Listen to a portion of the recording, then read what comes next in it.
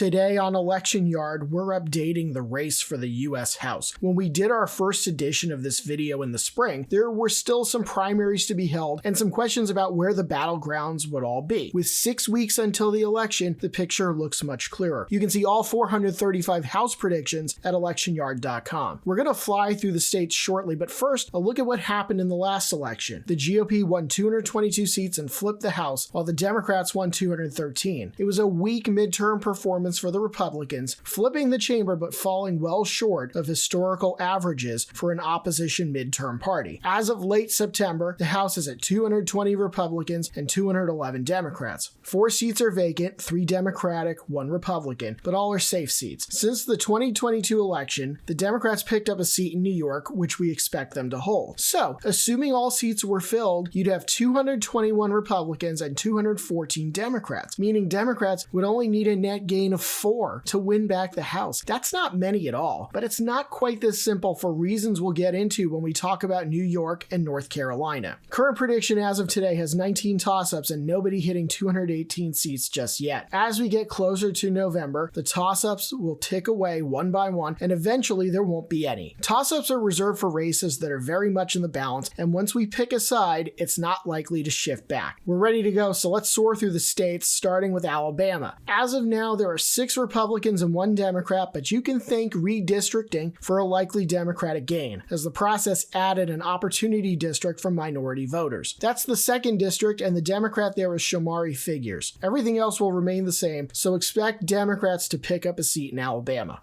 Alaska is one we wouldn't normally discuss, but incumbent Democrat Mary Peltola is running for re-election. She could be in for a tough race against Nick Begich, a Republican with a big-time family name in Alaska, but she seems personally popular, and party labels are perhaps less meaningful in Alaska than in other states. Check out their state legislature sometime if you don't believe me. For now, we think this race leans Democratic, but obviously, the more Kamala Harris can shrink Trump's margin at the top of the ticket, the more that could help Peltola. However, she is capable of doing this on her own. In Arizona, watch 2 races, the 1st and the 6th. Both are GOP seats, which were narrow wins last time. David Schweiker barely held the 1st, and Juan Ciscomani barely flipped the 6th in 2022. We have both as toss-ups at the moment, but if you made us pick, we'd probably say the GOP narrowly holds both. It comes down to how these candidates close their campaigns and what happens up the ballot. If you believe some polls that show Trump ahead in Arizona, then it's hard to see these two losing. But if you think the Arizona GOP has been doing a poor job these last few years and Kamala Harris could surprise people there, then naturally one or both of these men are in danger. Any Democratic gains at this level in Arizona, and they're probably in the process of flipping the House. As for California, there are several races within this state which we think are toss-ups. Control of the House could very well rest on what happens in California. If you want to know why that is, look no further than the presidential race. Kamala Harris is going to win her home state in a landslide, no two ways about it. As such, a Democratic up-out tsunami could wipe out several Republicans. In the 13th district, Republican John Duarte is in a tight race. The 22nd has Republican David Valadao clinging to his seat. The 27th with Mike Garcia looks close and competitive, as does the 41st with longtime Representative Ken Calvert. On a good night, the Democrats also go toe-to-toe with Michelle Steele in the 45th. On a great night, they go for Young Kim's seat in the 40th. Democrats are defending 2 close ones of their own, Katie Porter's open 47th and maybe Mike Levin's 49th. The GOP should consider themselves lucky if they hold on to all of those 4. Meanwhile, the 47th is interesting because the Democrat running has a 2023 arrest on his record, so we'll see how that plays. This is one of those states where if the Democrats want to retake the House, they need to make gains. This situation will be very bleak for them if they fail to do so. Meanwhile, on a good Democratic night, all 4 of those Republicans could go. Maybe with the exception of Calvert, all will be tasked with winning re-election, while Harris wins big up the ticket in their districts. In Colorado, you might watch the 3rd district on the western slope to see if Democrat Adam Frisch can pull an upset, but the one to watch here is the toss-up 8th district. Yadira Caraveo won here in 2022, and not a lot of pundits saw it coming. She runs this time against State Rep Gabe Evans. Caraveo ran behind other Colorado Democrats in this district 2 years ago, while Jared Polis and Michael Bennet won here by bigger margins, but whereas this is a very tight district on paper, it's probably going to come down to Kamala Harris's coattails. She'll win Colorado, but let's see how those Denver suburbs look for the Democrats in November. 2022 was supposed to be a good GOP environment, and Caraveo won, but Democrats in Colorado had a good year. They'll need another for her to win again.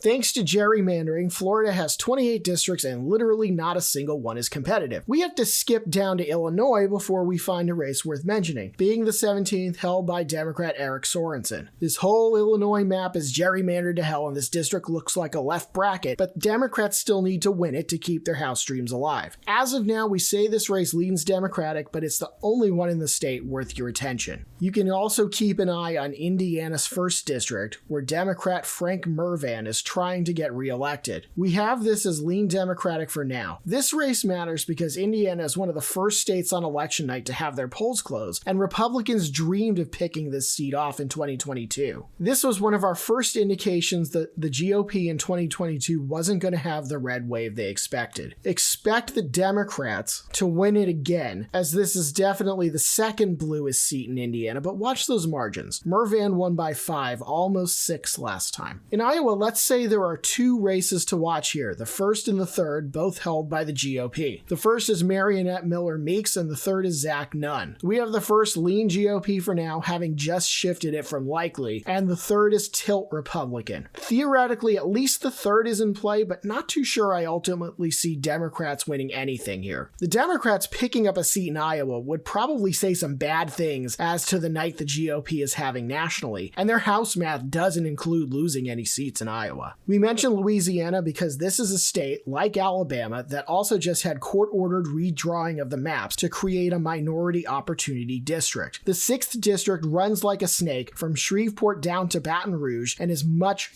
more Democratic than it used to be. We see this, much like the Alabama 2nd, as a likely Democratic gain. Up in Maine, the 2nd district is going to be contested again as incumbent Democrat Jared Golden tries to hang on. Golden has persevered in this northern and down east Maine district, even though we've established that Donald Trump wins here. For now, we have this race as tilt Democratic, and remember in general that Maine does not fit into most conventional political boxes that you might try to shove it in. This district re-electing Democrat Golden, then voting for Republican Trump, and then voting for independent Angus King wouldn't be shocking at all. In fact, that's probably what's going to happen. We will briefly mention a race in Maryland, the 6th district being vacated by Democrat David Trone. This is the 2nd least Democratic seat in the state, as it runs from western Maryland out towards Gaithersburg. This used to be Roscoe Bartlett's seat back in the day. We have it as likely Democratic, but what light polling there has been suggests that this could be a surprisingly competitive race, so keep an eye on it because this rating could shift at some point. Michigan has 3 races that we want to highlight. The 7th, which is centered on Lansing, and the 8th, including Flint and Saginaw, are both open Democratic seats, which we have as toss-ups. The GOP came for both seats last time, but lost to Democratic incumbents who are no longer running in 2024. This is their chance to flip both. If they split, then the 7th flipping red is a more imminent threat to Democrats, it seems, but the Democrats holding on to both would be a very good sign for them. The 3rd race we'll highlight is the GOP 10th, held by John James. He flipped this Macomb and Oakland seat in 2022 by a narrow margin, and this election is a rematch in 2024. While we think James squeaks out another win, the 10th is one of those seats where if the Democrats pull the upset, their chances of retaking the House improve quite a bit, assuming they don't stumble in the 7th or 8th. Over to Nebraska, and the Omaha-based 2nd district is the only one to watch. Since now we know Nebraska won't change the electoral vote allocation at the last minute, Kamala Harris will win this district comfortably at the presidential level and get an electoral vote. Can Tony Vargas ride her coattails into Congress, or will Republican Don Bacon survive again? This seat keeps getting away from Democrats, and Bacon never wins by a lot, but he wins. He tries to cut a moderate and/or bipartisan profile, which helps, but this isn't all that red of a seat. 2022 wasn't the best environment for Democrats to win here, so they would love to get their hands on this seat now. They might not have a better chance in the near future, unless Bacon were to step down. Down in New Jersey, and the only race of importance here is the 7th, northern and central New Jersey, and the incumbent is Tom Kean, a Republican with a well-known family name in Jersey politics. He flipped the seat in 2022, but he's going to have a hell of a time trying to hold it against Democrat Sue Altman. This was a Biden 2020 district, probably a Harris 2024 district, so Kean will be going a bit uphill trying to hold the seat. But make no mistake, the GOP doesn't win much in New Jersey anymore, but they'd be thrilled to hold this seat. New Mexico's 2nd district is key. Democrats gerrymandered the lines to give themselves all 3 seats in the state, but they still barely won this seat. 2024 will be a rematch rematch between Democrat Gabe Vasquez and Republican Yvette Harrell, who used to hold this seat. This is New Mexico's least Democratic seat, and if the GOP will win anywhere here, it's this seat. But at this point, not convinced it flips back. We mentioned New York and North Carolina at the start as important states. Both redrew their lines for the 2024 election, not because they had to, but because they wanted to. And these dueling gerrymanders may very well cancel each other out. Starting with New York, the GOP is in danger in the 4th on Long Island, the 17th in the lower Hudson Valley, the 19th further up the Hudson, and the 22nd in Syracuse. There is a scenario in which the Democrats pick up all 4, though by no means is it a sure thing like what the GOP did in North Carolina. Biden would have won all 4 districts in 2020, but the GOP won them all in 2022 anyway. These are competitive, but I think it would be a real surprise if the Democrats don't claw away at least one, like the 22nd, but the New York Democratic Party has been asleep at the wheel for a little bit now, so more than that is no guarantee. It matters because, as for North Carolina, well, the GOP went more hardcore. It might look like a 50-50 state on election night, but it won't shake out that way on the House level. They redrew the map, but instead of a couple toss-ups like New York, they straight up made some of these Democratic seats into safe Republican. The GOP will pick up at least 3 seats for certain, so the 1st district is the only competitive one. This is a majority-minority seat in eastern North Carolina, Greenville, EC, the beautiful town of Edenton, Rocky Mount, and Roanoke Rapids. Don Davis, the incumbent Democrat, got drawn into a marginal district, which he won in 2022, but the GOP is coming for it again this time. Historically, almost only Democrats have ever won this seat, and push comes to shove, I think Davis can squeak through, and it probably doesn't hurt that Kamala Harris is running even with Trump in this state either. Down to Ohio, another quite gerrymandered state, and the only seat which looks truly competitive this time is the 13th, held by Democrat Amelia Sykes. This was a marginal Biden district in 2020, which stayed blue in the 2022 midterms. Cook Political says this is an R+1 seat, despite Biden having carried it. Sykes is much better funded than her Republican challenger, Kevin Coughlin, and she otherwise seems in okay position to hold on here, but it will be close. Oregon's 5th district is one of the most key races anywhere in the country. This is a very marginal Republican seat held by Lori Chavez DeRemer, which she picked up in 2022. It was a mess for Democrats 2 years ago as the incumbent lost a primary and then infighting ensued, helping Chavez DeRemer get elected. Now, Democrats have a strong candidate who has actually beaten Chavez DeRemer in prior elections for state office and has the full backing of her party. It would be a surprise if Harris doesn't win this district up the ticket. So there's that word again, coattails. Chavez DeRemer has a lot more cash on hand, but Democrats have to have this one if they want to win a majority. A few seats in Pennsylvania have our eye. Neighboring seats 7th and 8th are the key Democratic seats. The 7th is the Lehigh Valley and Susan Wild, while the 8th is Scranton and Northeast PA and Matt Cartwright. Democrats breathed easily in 2022 when Wild and Cartwright held on here, but remember this too, while the environment was anti-Democrat in a lot of states 2 years ago, that wasn't the case in Pennsylvania. In fact, the Democrats did really well in PA with arguably 2 bad candidates anchoring the GOP ticket. Democrats will need some additional push to win both of these seats again in 2024, but both are multiple-term incumbents with millions in the bank, so expect the Democrats to put up a fight to keep these. No other district in PA seems particularly critical, like the 1st in Bucks County, which the Democrats never seem to win, even though they carry the county at almost every other level, and the 10th out in Harrisburg, which could go blue on a really, really bad night for the GOP, but probably not otherwise. The only 2 marginally competitive seats in Texas out of 38 of them are the 28th and 34th, both South Texas districts held by Democrats. You wouldn't think the GOP will pick off the 34th, a Cook D+9 seat, except for the fact that the former Republican Mayra Flores is running here. But the 28th is a little closer. This seat goes from Laredo to San Antonio, and while it has never been anything but blue since it was created, on paper it's mildly competitive. Democrats won the big races in this district in 2020 and 2022, but in the single digits. This could, in theory, be close, but expect Henry Cuellar to get reelected.